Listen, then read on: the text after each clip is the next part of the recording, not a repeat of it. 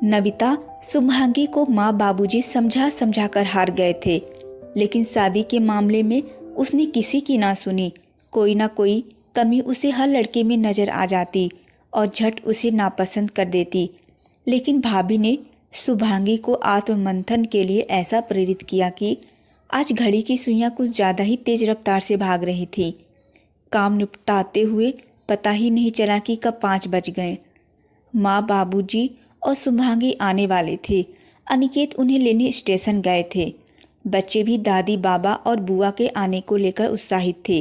रोहित, रुचि, कोई चीज़ इधर उधर मत फैलाना, मैंने अभी सब ठीक किया है। मैं किचन से ही उन्हें निर्देश दे रही थी। मम्मी, हम तो स्टडी रूम में हैं, कंप्यूटर के पास, रोहित ने आश्वस्त किया। तभी गाड़ी के रुकने की आवाज़ आई।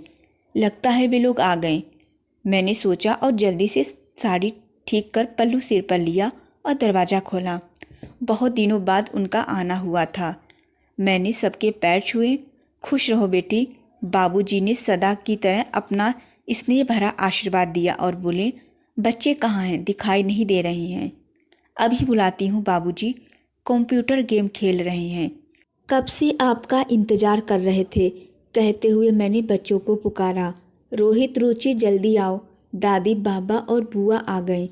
बच्चे दौड़कर आए और दादी बाबा से लिपट गए। रोहित बोला, कैसे हैं आप बाबा? आप जानते हैं हमारा नया कंप्यूटर आया है। रुचि आंखें मटकाती बोली। उत्साह से भरे दोनों बच्चे अपनी अपनी बातें बताने की होड़ में लगे थे। चलो बुआ, आओ तो आपको दिखाते हैं। अरे अरे रुको तो, अभी सांस तो लेने दो, अभी अभी तो आए हैं, चाय नाश्ता के बाद आराम से दिखाना, शुभांगी बोली। लेकिन बच्चों को सब्र कहाँ था। बुआ को अपने साथ ले जाकर ही माने। भाभी, मेरी चाय स्टडी रूम में ही भिजवा दीजिएगा, कहती शुभांगी स्टडी रूम में चली गई। और बहू, सब ठीक तो है? माँ जी ने स्नेहिल शब्दों में पूछा। हाँ माँ जी, सब ठीक है, लेकिन आप पहले बताइए कि आपका बीपी अब कैसा है? बाबूजी का मोतियाबिंद का ऑपरेशन कब होना है? हमारा क्या है बहू, बुढ़ापा है, कुछ न कुछ रोग लगा ही रहता है। पिछले हफ्ते बीपी फिर लो हो गया था, दवाइयाँ ले रही हूँ। इनका मोतियाबिंद अभी पूरी तरह पका नहीं है, ऑपरेशन में समय लगेगा। फिर हम ठहरे सूखे पत्ते, कब टूट जाए क्या भरोसा। ऐसा क्यों कहती हैं माँ जी, सब ठीक हो जाएगा। अरे हाँ, शुभांगी के रिश्ते की बात कहीं तय हुई या नहीं? मैंने बातों का रुख दूसरी तरफ मुड़ते हुए पूछा। अरे हाँ, इस लड़की से तो मैं तंग आ गई हूँ। कोई लड़का इसे पसंद ही नहीं आता। किसी में कोई कमी बताती तो किसी में कोई, ना जाने कौन सा राजकुमार चाहती है। क्या होगा इस लड़की का, कहती माँ जी के स्वर में बेबसी और आंखों में तैरते लाचारी के आंसू एक माँ की अपनी बेटी को विदा करने की आकुलता की कहानी कह रहे थे। अपनी लाडली के भविष्य को लेकर उनकी चिंता तर्कसंगत भी थी। वे फिर बोली, हम लोग तो हार मान चुके हैं बहू। परसों ही राजगोपाल जी रितेश को लेकर इसे देखने आए थे। तुम तो जानती हो, नील की शादी में उनसे तुम्हें भी मिलवाया था। अब तो रितेश इंजीनियर हो गया है, अच्छे खासे खाते पीते लोग हैं, नेचर भी अच्छा है। बस लड़के के बाल पीछे से कुछ सफ़ेद हैं। इतनी सी बात को लेकर तुनक गई। बोली, मुझे उससे शादी नहीं करनी है, मैं जानबूझकर मक्खी नहीं निगल सकती। अब तुम ही बताओ बहू, किस मुंह से उनसे मना करें। उन्हें तो शुभांगी पसंद भी आ गई है।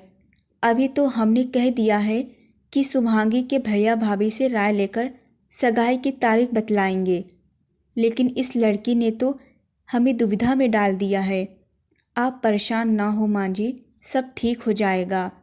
जो काम जब होना है तभी होगा, मैंने धीरज बांधते हुए कहा।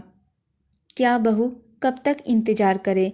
26 साल की हो गई है, उम्र निकलते देर थोड़ी लगती है। उम्र ढलने के साथ ही चेहरे की चमक भी चली जाती है। वक्त तो रेत की तरह मुट्ठी से फिसलता जा रहा है। अब तुम ही इसे समझाओ। आप बेफिक्र रहिए। माँ जी, मैं कोशिश करूँगी, मैं बोली। मैंने तो कह दिया है, लेकिन मन आकांक्षाओं से भरा था, जिन्हें मैं पूरी कुशलता से विश्वास की चादर से ढक लिया था। आज माँ बाबूजी वापस जा रहे थे। मेरे आग्रह और बच्चों की जिद पर शुभांगी को यहीं छोड़ दिया। शुभांगी भी किचन में मेरे साथ हाथ बटा रही थी। लाइए भाभी, पूरी मैं तलती हूँ। अरे रहने दो शुभांगी, ससुराल में जाकर काम करना, अभी तो आराम करो। भाभी, आपने तो वही टॉपिक शुरू कर दिया। वहाँ भी घर पर दिन रात यही सुनते सुनते मैं बोर हो गई हूँ। अच्छा सॉरी बाबा, लो तलो, मैं बोली। माँ बाबूजी का खाना पैक किया और सब लोग उन्हें स्टेशन छोड़ने गए। हमेशा की तरह मांझी की आंखों से अश्रुधारा प्रभावित हो रही थी। उनकी ममतामयी चेहरा सबके दिलों को बरबस बांधे रखता था। अच्छा चलते हैं बहू, रूठे कंठ से मांझी ने कहा। हाँ मांझी, घर पहुँचते ही फ़ोन कीजिएगा, मैं बोली और गाड़ी चल पड़ी। जब तक दादी बाबा का चेहरा आंखों से ओझल नहीं हो गया, बच्चे उन्हें लगातार टाटा करते रहे। बच्चे अब अपनी बुआ के साथ मस्त हो गए थे। अगले दिन बच्चों के स्कूल चले जाने के बाद घर के काम निपटाए ही थे कि शालिनी आ गई। भाभी जी चल रही हैं क्या मालती जी के यहाँ? उन्होंने बहुत अच्छी बुनाई डाली है, देख कर आएँ। मुझे भी सांची का स्वेटर बनाना है, शालिनी बोली। चलते हैं, बस 2 मिनट रुकिए, कहती मैं शुभांगी से बोली। शुभांगी चलो जरा, तुम्हें अपनी फ्रेंड सर्किल से मिलवाती हूँ। मालती जी के यहाँ तो मानो महफिल जमी थी। नैना और सपना भी वहीं थीं। सभी घर के कामों से निपटकर सर्दी की कुनकुनी धूप में बैठकर स्वेटर बुनने में व्यस्त थीं। उनका मिल बैठकर बुनना सीखना सिखाना काबिल तारीफ था। मैंने शुभांगी को सबसे परिचय करवाया। और नैना जी, शादी में जाने की आपकी तैयारियां पूरी हो गईं? मैंने उत्सुकतावश पूछा। हाँ भाई, हो गई। जिसकी शादी है उसे तो तैयारियां करनी ही होती हैं, पर शादी में जाने वालों की भी तैयारियां करने में बैंड बज जाते हैं। नैना के इतने कहते ही सब खिलखिलाकर हंस पड़ी। फिर वे बोली, बच्चों की शॉपिंग तो लगता है वहाँ पहुँचने तक भी चलती रहेंगी। मुझे बस फेशियल करवाना है और बालों में मेहंदी। आप कौन सी मेहंदी लगाती हैं? शालिनी ने उत्सुकतावश पूछा। मैं तो शहनाज की मेहंदी इस्तेमाल करती हूँ, लेकिन वह तो बहुत महंगी होती हैं, मालती बोल उठी। महंगी तो होती हैं, लेकिन उनमें इंग्रेडिएंट्स बहुत अच्छे स्टैंडर्ड के होते हैं, नैना ने उत्तर दिया तो नमिता बोली। आजकल तो कितनी ही तरह के हेयर डाई मार्केट में आ गई हैं, जिन्हें लगाने के बाद इंतज़ार ज़्यादा नहीं करना पड़ता। मेहंदी में तो बहुत झंझट है। हेयर डाई पर वाद विवाद प्रतियोगिता का अच्छा खासा माहौल बन गया। एकाएक कर सब अपने अपने राज के पर्दे उठाने लगी कि कौन कौन किस तरह का क्या इस्तेमाल करती हैं। यहाँ तक कि हस्बैंड भी क्या क्या लगाते हैं। कोई रीठा, आंवला, शिकाकाई पाउडर के पच में था, तो कोई हर्बल हेयर डाई के। कोई बालों को केवल न्यूट्रिशन देने के लिए मेहंदी, अंडा, दही, नींबू आदि आजमा रहा था, तो कोई खिचड़ी बालों को रगड़ने के लिए केमिकल हेयर डाई का इस्तेमाल कर रहा था। बातों बातों में पता चला कि अधिकांश लोगों के बाल खिचड़ी थे, जिनकी जोड़ियां देखकर लगता था इनमें कोई कमी नहीं है, वे एक दूजे के लिए परफेक्ट हैं। उनके वेल मेंटेन्ड रहने के पीछे भी राज छिपा था, जिसका मुझे भी आज ही पता लगा था, क्योंकि लोग बालों की सफ़ेदी दिखने से पहले ही दोबारा रेगुलरली हेयर डाई का इस्तेमाल कर लेते थे। इन समस्याओं से पर्दा हटने पर मेरे विचारों में जो मंथन चल रहा था, उससे मेरी तंद्रा टूटी तो मैंने बातें करते सुना। भाई, यहाँ का पानी ही ख़राब है। जब हम यहाँ ट्रांसफ़र होकर आए थे तो बिल्कुल काले बाल थे, अब बालों का यह हाल हो गया है। मैंने घड़ी देखी तो घड़ी की सुइयाँ इशारा कर रही थी कि बच्चों के स्कूल से लौटने का समय हो गया है। अच्छा, अब चलते हैं मालती जी, बच्चों की बस आती ही होगी। अच्छा, सबको नमस्कार, आइएगा, कहते हुए हम वहाँ से चल पड़े। हम लोग घर आ गए। उस दिन मैंने देखा शुभांगी दोपहर से ही गुमसुम गुमसुम सी थी। मुझे समझने में देर ना लगी कि शुभांगी के मन में भी विचारों का सैलाब उछाल मार रहा है। रात को सोने का समय हुआ तो मेरी नज़र शुभांगी पर पड़ी। क्यों शुभांगी, नींद नहीं आ रही है क्या? क्या सोच रही हो? मैंने कुदरना चाहा। भाभी, मैं भी असमंजस में हूँ। आज आपके फ्रेंड्स की बातों ने मुझे बहुत ही असमंजस में डाल दिया है। मैं सोच रही हूँ कहीं मैं ही तो गलत नहीं, कहीं रितेश को लेकर मेरा डिसीजन। मैं समझ गई शुभांगी कि तुम क्यों परेशान हो। देखो शुभांगी, हर एक इंसान में कुछ ना कुछ कमी होती ही है।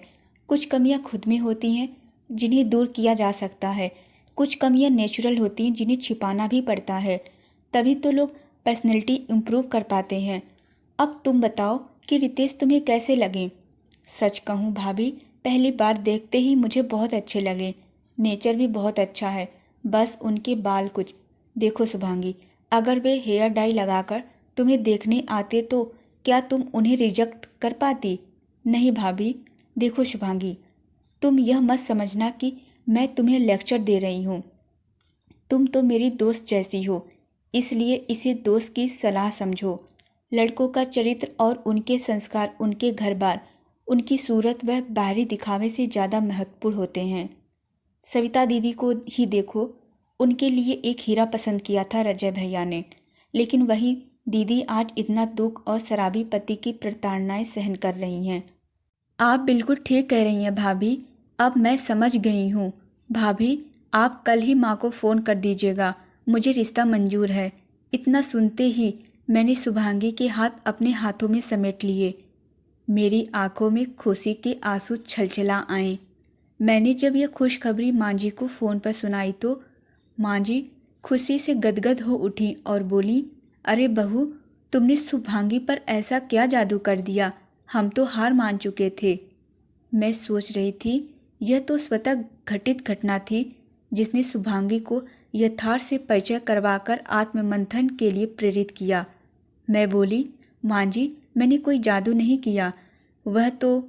और माँ जी के ढेरों आशीर्वाद मेरी झोली में आ गए, जिन्हें मैं सुखद अनुभूति के साथ सहज रही थी।